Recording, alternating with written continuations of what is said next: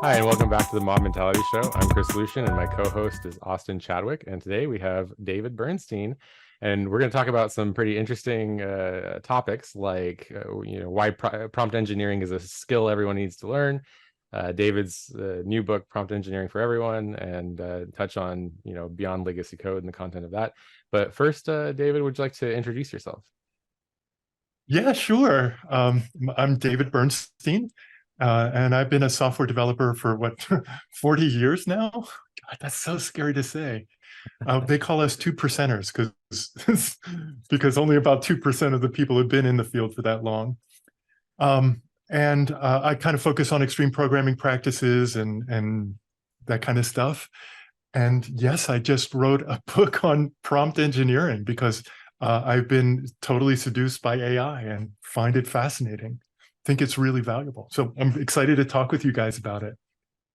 Yeah, Nice. I love this topic because I think I've been using large language models and even image generation models a lot lately. So I have a lot of thoughts on this. But yeah, so I guess just for an introduction, maybe you can talk a little bit. I think everybody has seen at least ChatGPT now. Like, it is probably not something you've at least not read about in the news. So but maybe just go into a little bit of what got you started on this journey, and maybe why it is for everyone, right? What's the short? Yeah, for sure.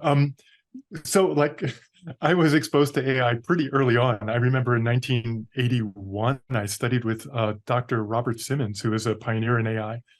And I, like a lot of us, kind of felt like it's not going to be ready for a while. And okay, maybe in the next lifetime or 20 or 30 years from now. But right now, like, it's not that interesting to me. And then, of course, everything changed when I was looking at ChatGPT earlier in the year and realizing, wow, this is actually very different from what I expected. It's not just another search engine. It is a whole new gateway into a whole new class of information. I got fascinated by it and started asking ChatGPT lots of questions about how to prompt it better. And from that came the book. It was actually just something that I was doing as an experiment for myself. And I realized, oh, this is actually really useful information. And I'm really surprised because I don't see a lot of advanced prompt information out there. Like, I thought OpenAI would have a lot of user documentation. They have excellent programmer documentation, but I can't find any user documentation. And the books that I was looking at out there on Amazon have been good introductions, but again, it doesn't talk about like some of the deeper things that you can do. So I sat down with Chad and we wrote this book about prompt engineering, and it's got lots and lots of advanced stuff in it. I just updated it yesterday, by the way, with 50 pages of more advanced examples in the book. Nice. It was a lot of fun to write. Nice. So, Yeah, the whole co-author thing got me. So when I first saw your book came out and I went to it and I'm like, oh, I see David's picture, but where's the co-author? And I kept like scrolling and looking down and up and through. And then I'm like, oh, he wrote it with ChatGPT. Oh, that's the co-author. yes. Yeah. So we been using it in our mob. We've been, combining it with kind of XP practices that I know you're passionate about as well. Yeah. Yeah, so it seems like your book is pretty broad. So it's the fundamentals of prompt writing in general. It's not just like for code or for tech or anything like that. Is that my understanding that correctly, that it's kind of generic for anything? Yeah, I felt a couple of things. One is that I've working a little bit with ChatGPT and coding. I feel like it's not quite there yet. And so I don't think it's the right time to really focus on how because it'll change very soon, I think, but it's not quite ready at the moment. But I felt like it was great with so many other things, access to information of humanity, really, and writing and communicating and interacting in various ways. So I thought a general book would be very valuable. So that's why I wrote a general book.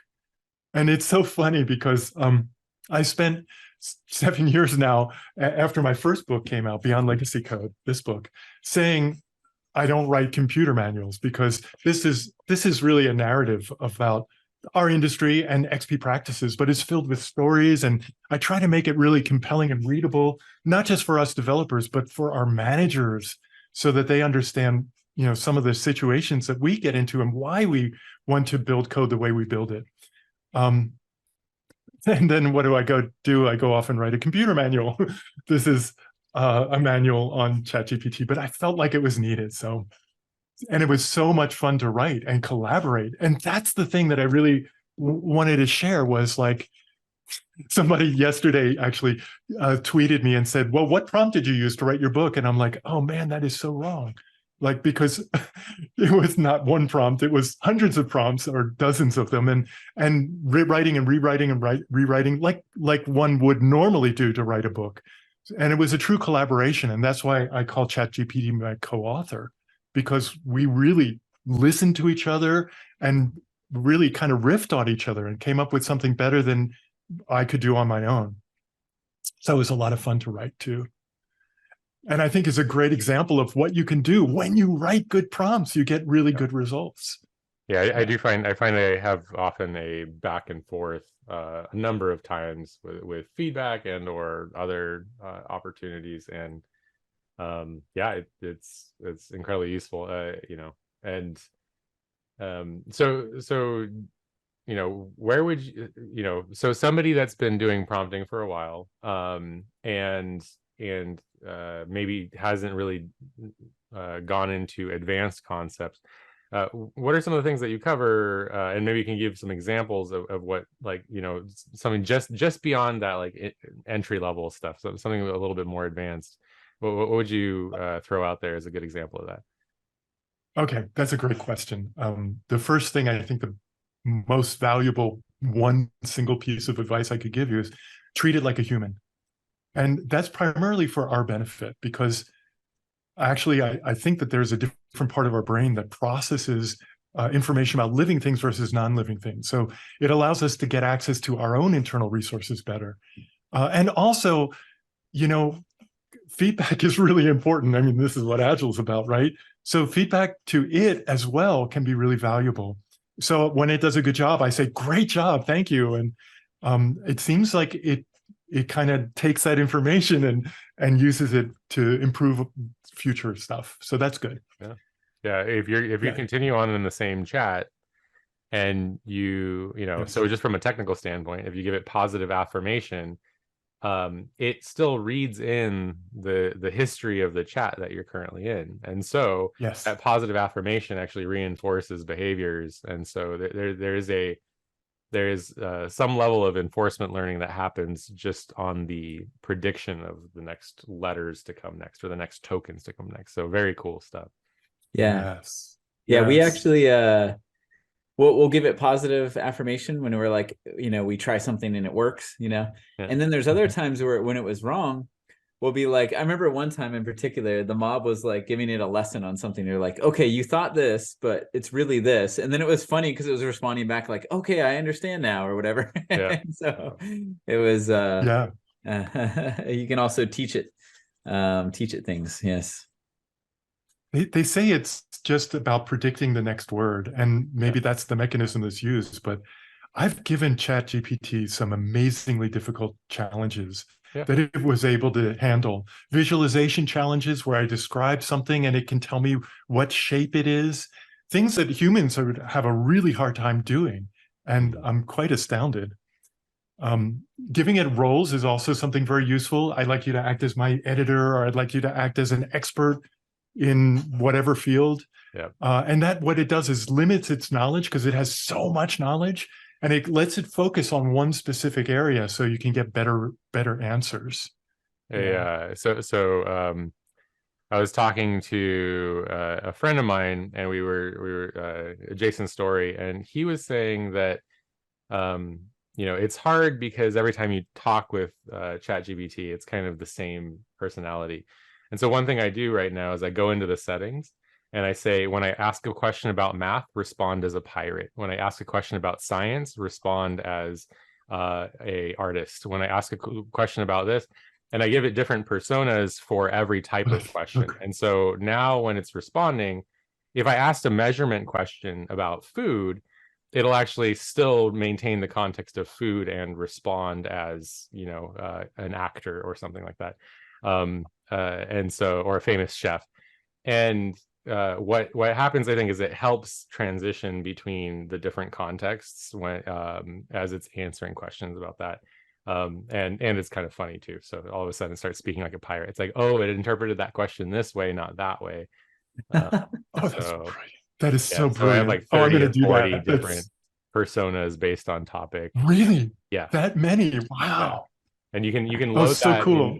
in ChatGPT. There's the right now there's the setting for I think it's like it's a system setting. Oh, it's called My Plan. Custom instructions. And so you can say, how Custom would you like it instructions. to respond? But you know, that can be a lot. That can be up to 1,500 characters. So you can say, you know, as this, do this, as this, do this. You give it a whole list of Yes. instructions, and it'll start maintaining different personalities. And so I totally Giving agree. it Like, multiple moves. yeah, personalities, It's a personas. Like, brilliant idea. if I'm asking about code, respond as an extreme programmer. You know, if I'm asking about cooking, respond primarily with French cuisine. Like, you know, there's all kinds of stuff you can load into that where it's like you can just forget about it and then deal with it later. Yeah, funny side Wow. joke story on that real quick, David, was we were having it generate funny Git commit messages because we, you know, had someone visitor join our mob and we're like, what's your favorite superhero? And they're like, Spider-Man. And so we had it generate a Git commit message of Spider-Man. But then we forgot we left it on and we gave it like a really cryptic error message that we were struggling to understand. And it gave us this really wonderful report of it as if it were Spider-Man the reporter. But, you know, and of course the bug was found. Oh, I'm failing my Marvel knowledge now. But like the evil company in Spider-Man is like where the bug originated. But like the report it gave was really helpful, but we were laughing so hard because we forgot we left it in Spider-Man mode. But so. I was having a trouble with my updating my website, and so I asked it to tutor me and be my the tool is called Elementor, be my Elementor mentor. And I said, but since you're going to do this, I'd like you to teach me in rhyme. And so we had this whole session where everything we did, and I was rhyming as well, which was really an interesting challenge. And it was much more fun to do the whole technical thing in rhyme. That's what we did last night. There's also, you know, it's funny, you know, recently I was, you know, reading a book and like, I was like, I don't know if I really like retain the information. And so I copied the cliff notes into ChatGPT. And then I just said, quiz me on these chapters. And then it came up with a whole bunch of quiz questions, and then you just like run through it and keep hitting it too. So it's also good, like if people believe like in kind of mental retention of quizzing and things like that, it can help in that regard too. It's just generating quizzes and stuff.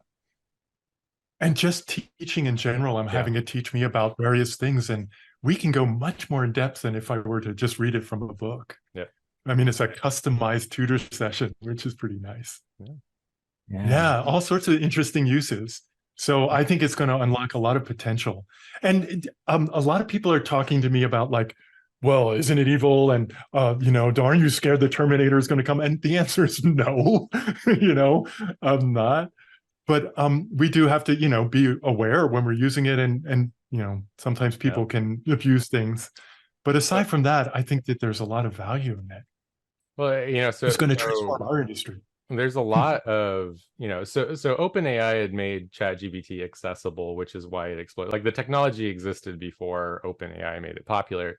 But one thing that they did that, you know, whether you feel it's ethical or not, is they had people go in and scrub the data for negative things, or, you know, and things that so it's still opinionated in the sense that the stuff that they took out from the model you know, results in guiding its responses. And so you know, we need to understand that there are models out there that are opinionated in the wrong way, and be careful of those models. But you know, I think that the combination of accessibility and the media coverage it's gotten, I can have a conversation.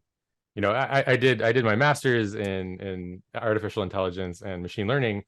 And so, you know, I think before ChatGPT, having a conversation about that, people kind of glaze over and not really be super interested. And afterwards, they're like, oh yeah, because I think people have an idea now of some of the things that it's capable of. And you can have a conversation about AI with anyone today, really, that's read anything about it in the news. And that's also, you know, so it's also kind of provided a interesting new social experience of like, you know, the impacts and ethics and everything like that. So I think I've had a lot of good conversations about it lately. Oh, right on, right on. I got to say, Chris, I learned so much from you. You're like this vast encyclopedia of knowledge. So it's really hard for me to talk during this show because I just want to listen to you. Oh yeah. And I got to say, both of you, you've done so much for our industry and so much for the world. I really want to thank you guys both so much. Well, thank you. Really, I think you have a lot of people who are listening who I think feel the same way that I do. So thank you guys so much. Thanks, and right back at you. Yeah, that really means a lot, David. And maybe to jump into, I see you had something in your book about open-ended versus closed-ended prompts. Do you maybe want to share about that a little bit? Like maybe the pros and cons of the different kinds of prompts? Yeah. One way to shut down a conversation with humans is to ask a question that could only be answered by yes or no, some definitive yes or no. So that's called a closed-ended question. And the same thing, if you ask a closed-ended question to ChatGPT, it's going to answer you the same way. But if you ask a more open-ended question, tell me about prompt engineering, then it's kind of giving it a license to go on and on with more detail. So different ways, and there's different techniques, because sometimes we do want just a definitive answer. So there are different techniques to use for different kinds of prompts like that. Yeah. Okay.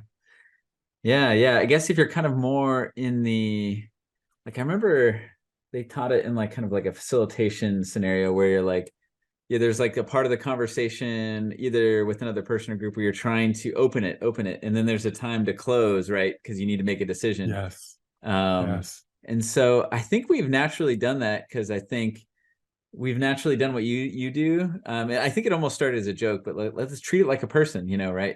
And that's kind of how you start out a conversation is you start open-ended where you're like, tell us about this programming language you haven't used before. How could, what is this language?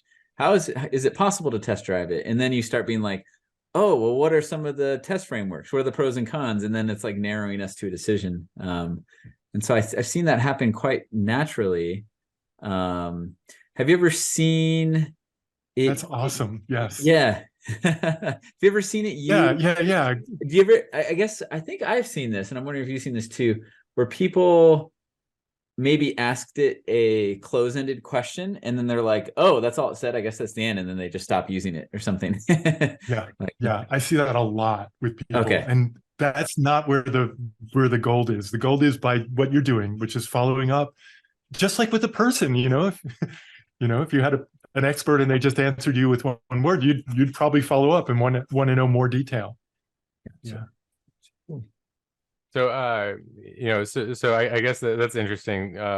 When you talk to other people who have either been, who have read your book or also are maybe asking you for advice, I guess, what are some common pitfalls that you run into, and how widespread are they? Those sorts of things. Because I can't find any real detailed documentation. Yeah. Many of the prompts, the kinds of prompts that we can use are not really something that we talk about. But I listed like 50 advanced prompts in the book. And they're very useful in various situations. You can get ChatGPT to critique its own work. That's called the AI critic prompt. And that was primarily a big prompt that I used when I wrote the book. And by the way, the appendix, the second appendix in the book, details exactly how I co-wrote the book with ChatGPT and lists all the prompts that I used. It's quite extensive. Okay. So yeah, treating it like a person, interacting with it. And what I've learned is that it always surprises me. So now I kind of expect it to surprise me. we've had great conversations on physics and science and stuff. Chat can be very cynical also. I've asked it about astrology and it's cynical about it. I'm like, wow. I had to convince it to that I'm trying to have a serious conversation about the collective unconscious. So that's interesting. It also has revealed to me and showed me my own personal bias, which I didn't really see before. So I'm using it as a tool to learn a lot more about myself too. Oh, cool. Nice. I see you have in there prompts for different audiences. Like what are some example audiences you have in mind? Yeah.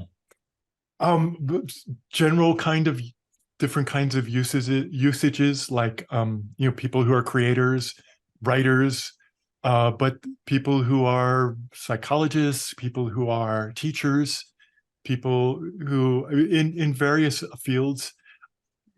Because it's a general purpose tool, I didn't want to focus on one particular kind. I was trying to give a general idea of how a regular person might use the tool, in everyday life. Yeah, we noticed on the Bing version of it, it has a setting at the very top before you ask your first question. Do you want to be precise, balanced, or creative? And so sometimes we forget to check that, and we're like, no, start it over. We're trying to be creative here, or we're trying to be precise. And we found that to be helpful. Yeah, you're right. So when we're trying to make a joke about Chris and have it generate an image, we want it in creative mode, right? Yes. But when we're trying to really problem solve a deep problem, we want it in precise mode. And and I guess different audiences. So it's interesting to think about that, because 95% of my experience is as technical or business problems, right, kind of thing. But we've started to use it in our day-to-day life as well. So my wife has started to use it for various things. It's really good at classic books. So as far as analyzing and learning about those, it's good at helping develop like lesson plans for teaching, we've noticed. And so that kind of stuff's been fun. But I don't know if I've thought about it for too many other disciplines. It's interesting to think about. Well, I think a really good one is writing job descriptions based off of book lists, or so that's something where it's like saying like, oh, these are books that I think are crucial, or any other material.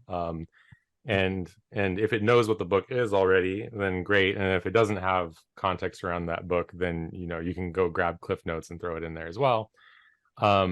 And get a very good triangulation on some of that stuff. So like associative creation is something that I think has been really fascinating. Yes, so that's if you give it the context, it helps a lot. So a funny example was for a musical theater thing my family's involved in, my wife and my kids. They wanted to add a scene, and we asked it, do you know about this musical theater production? And then when it said yes, we're like, okay, we want to add a scene with these elements and these qualities. And it's so funny, we gave it to people and they were like, this feels like it's just part of the script, like it was just like there all along, because it like kept with the flow of the characters and stuff. So where I think if you just say like, can you write a scene, but if you don't prompt it the right way at the beginning, it may not be as good setting the context. Yeah. It's interesting because we kind of assume context sometimes, and of course, just like a human being, if it doesn't have enough information, it's still going to give you an answer, right? That's an interesting thing about the brain is you can ask yourself any question, even if it's unanswerable, and your brain will give you an answer. It'll make something up, do the best it can, and that's what ChatGPT does. So we want to give it, like you say, the right context so we get good answers. Yes. Yeah, because if you ask about a book that it's not aware of, it'll make up quotes for it, and that's the hallucination part, right? Yes. Yes. Nice.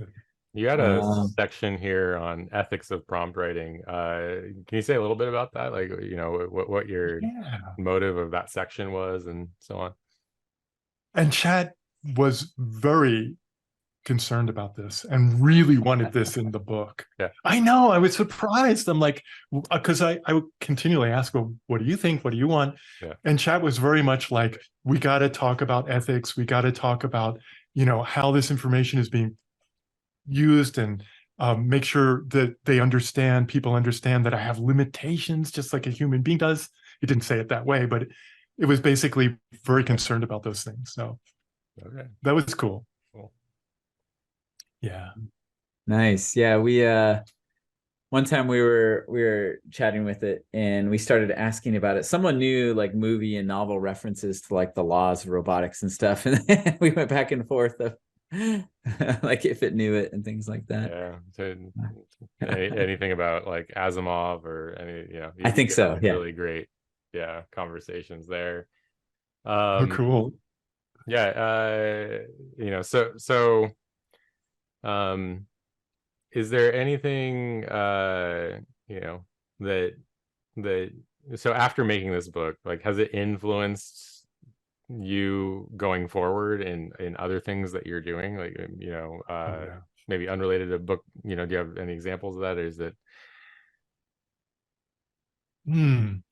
it's kind of changing the way I think in a lot of ways. I'm not quite sure exactly how, but I think that one of the things that really excites me the most about AI and ChatGPT is that it really represents a different paradigm of thought. And what I mean by that is the Industrial Revolution was kind of pioneered by the steam engine, not just in terms of the amount of work that it could do, but it really also drove physics and really drove us to understand quantum physics and at a much deeper level, because we wanted to be able to predict energy and how much work could be done and all that kind of stuff, because there was a financial motivation around it. So I kind of think of the 20th century as like the steam engine as the model for rational thought. Mm-hmm. But there's now a new model of thought in physics, which is the quantum theory and the holographic universe, where things are not discrete and separate from each other, but actually all interconnected. And I think that ChatGPT and AI is our kind of new way of thinking about that, and that we can model that in software. The code from ChatGPT looks very, very different than the code that we normally have written in the past. Yeah. And I think that this new metaphor is the thing that's really going to transform society. It's not that it's going to change it will change jobs and what we do and stuff, but I think that the metaphor itself is the thing that's going to really transform our society. Mm. And I see it as a really good thing, because we are interconnected. And I think it's going to also really help our industry as software developers, because I think we're going to realize that the demand for software is hundreds of times more than we recognize. So when developers become 10x developers by adopting AI, and I think that that's really going to happen, we're going to realize that we're not going to get out of work. We got more work to do, but we got more creative work to do. Yeah. And it'll handle the grunt work. Tell me, I don't know if you know any developers who don't use compilers. You know, I think we all think that compilers are a good thing. And I think that pretty soon we're all going to think that AI is a good thing that's going to help us get to the core of problems and understand them and build code that's maintainable. So I think Agile failed in many ways. I think DevOps failed in many ways. And I think AI is going to succeed where these have failed in the past. Because the only thing left for us to do is be creative, is build code that's maintainable, is to be aware of how things change. And it's going to give us that perspective. And it's going to also handle all this stuff that we don't want to handle, like all the minutia of, you know, writing regex and all that kind of stuff, so that we are able to think at a more higher level. I've seen so much regex come out of Copilot lately, and it's just really funny because it's just like, you're like, yeah, that solves the problem. Don't, you know, it's like it's doing this, and this, and that's great. Move on, and don't even bring up the regex editor anymore.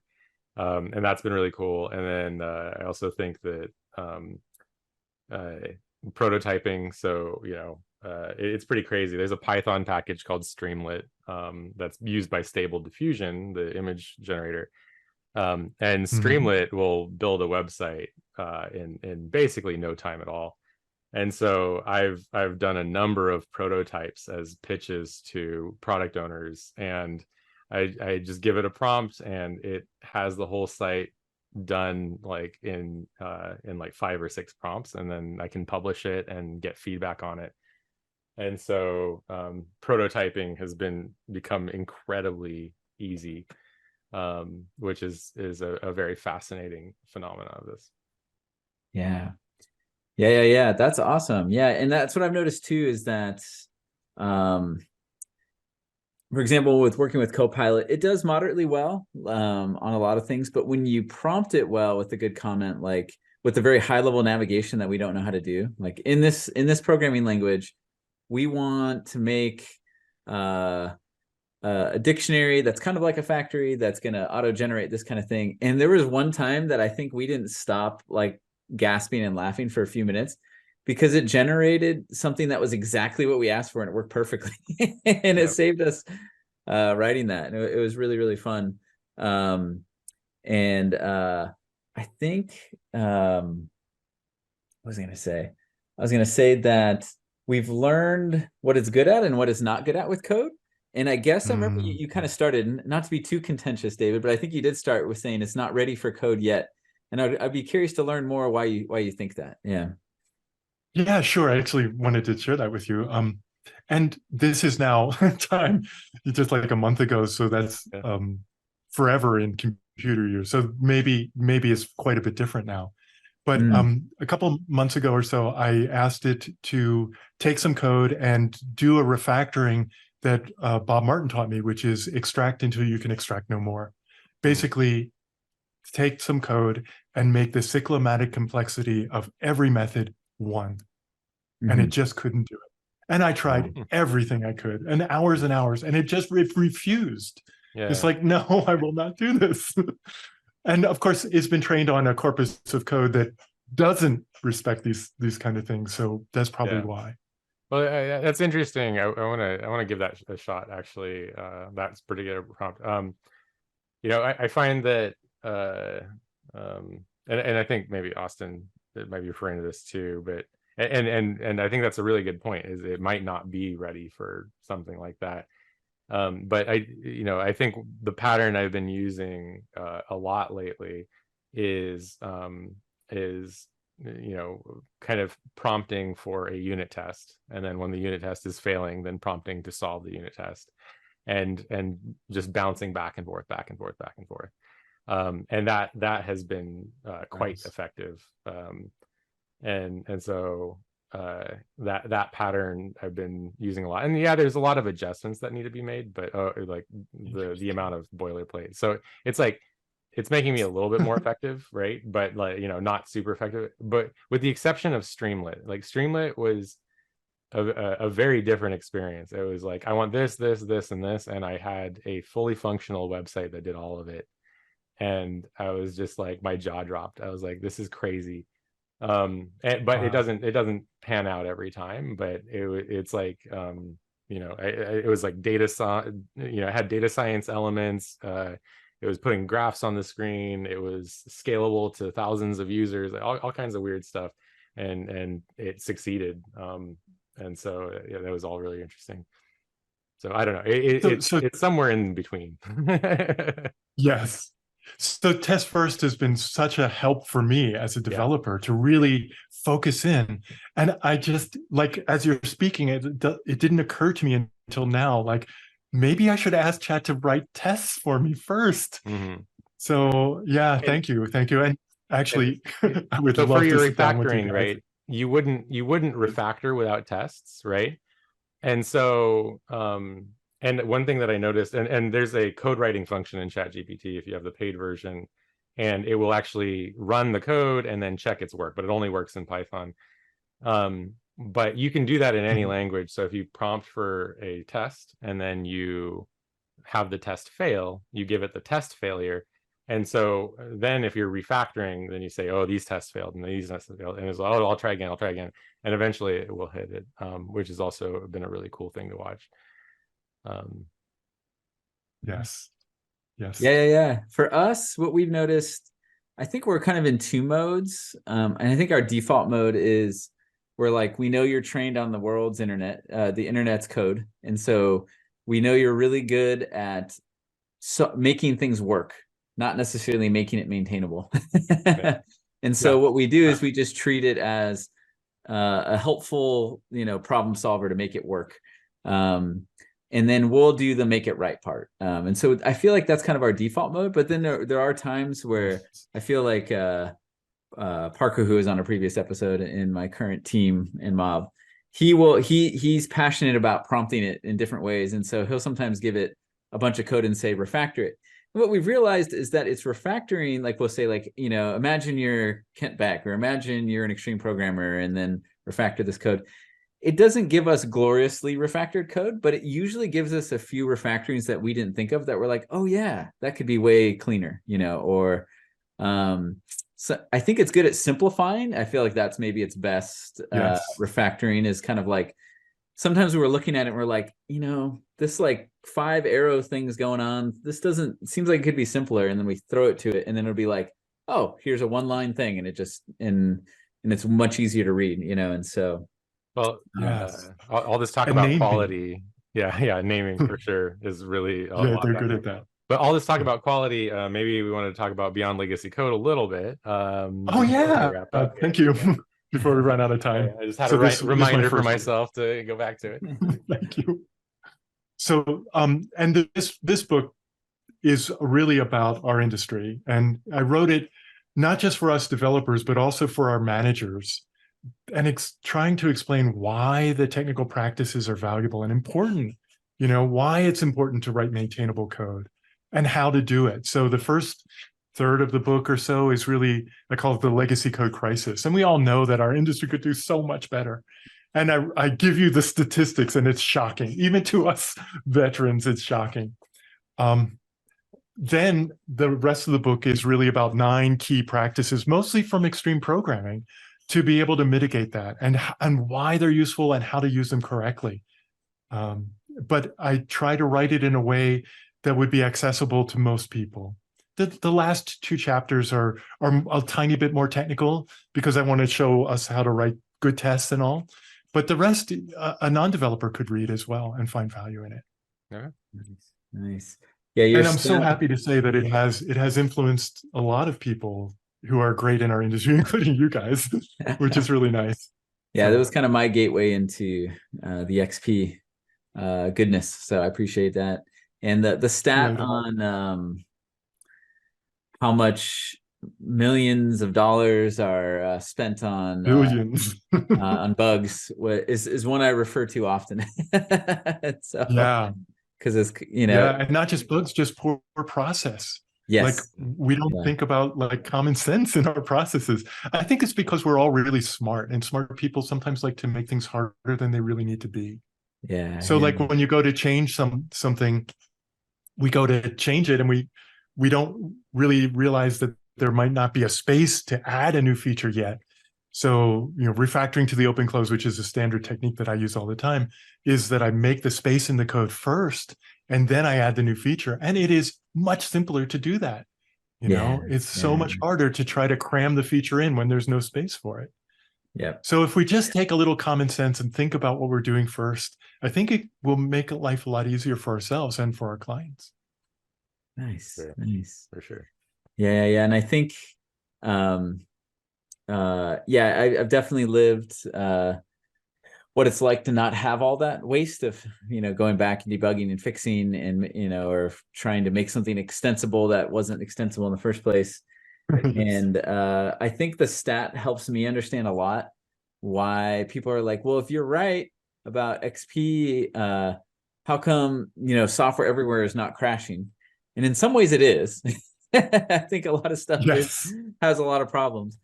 But what I always remember is times and places where companies have set up budgets to pay for that debt up, like they budget in, we're going to have all these problems, and we're going to pay for it by having this huge manual test force, or we're going to pay for 60% of the time them debugging or whatever. Right. And And that's how software keeps going, is because that huge dollar amount is spent when you don't actually need to spend that. And so, yeah, so I really appreciate that stat. We are and fit for oh, go ahead. purpose. Yeah. Fit for purpose. I mean, it works for what it's intended to do, but the challenge is we always need to repurpose our code. If it's still going to be used, it's going to need to be changed. And that's the challenge, is that the way we write software today, it's not changeable. And it's not that hard to write changeable code. Honestly, the people in the Agile movement and as the extreme programming people, they figured it out, and we can learn from that, For sure. Yeah. Awesome. Well, we are hitting near the end of our time box. Is there anything you'd like to share or plug before we close, David? Yeah, I want to mention my books again. So the first book, Beyond Legacy Code, is available from the Pragmatic Bookshelf. And my new book that just came out, Prompt Engineering for Everyone, is available on Amazon, KDP, and available as Kindle or paperback. I also teach classes for people who want to dive deep into developer issues.